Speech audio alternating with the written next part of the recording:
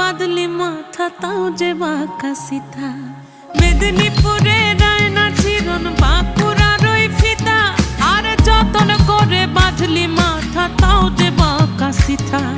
পেছ পাড়িয়া রাজগো